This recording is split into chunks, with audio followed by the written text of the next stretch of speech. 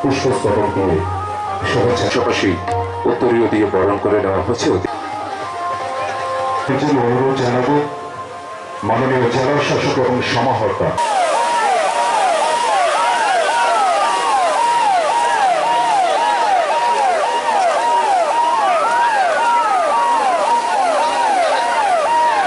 সাক্ষী করে থাকলাম।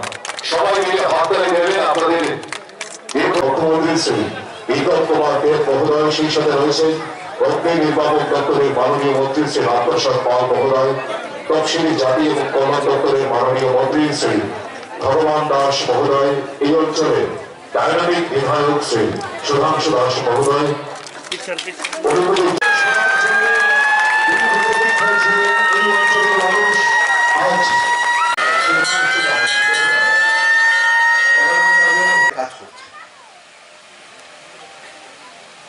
আপনাদের লোকপ্রিয় বিধায়ক এই ফটিকগ্রাম অঞ্চলের জন্য অনেকগুলো নতুন নতুন জনসুবিধা সম্পন্ন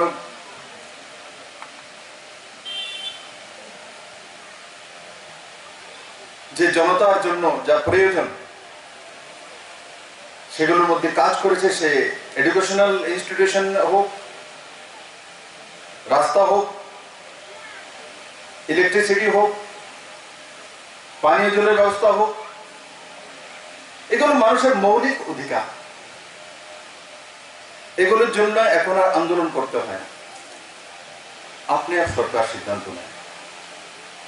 আর এই ফায়ার স্টেশন কাঞ্চনবাড়ি যখন থেকে বিধায়ক হয়েছে তখন থেকে শুরুয়াত করেছে যে ফায়ার স্টেশন লাগবে কাঞ্চনবাড়িতে ডাকবে। বহুবার পত্রাচার করেছে, বিধানসভাতে উঠিয়েছে। অন্তত আজকে সেই ফায়ার স্টেশন উদ্বোধন হতে চলছে।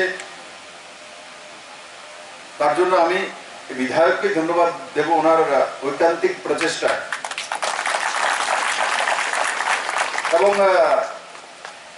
আমাদের আদরণীয় মন্ত্রী রামপ্রসাদ পাল মহোদয়ের সঙ্গে সরকারি কার্যক্রম এই প্রথমবার, সেটাও বিধায়কের কনস্টিটিউয়েন্সিতে। আমি আশা করি আগামী দিনে এই ফায়ার স্টেশন যাতে খুব কম সময়ের মধ্যে স্বয়ংসম্পূর্ণতা পায় সেই দিশাতে বিভাগ কাজ করবে।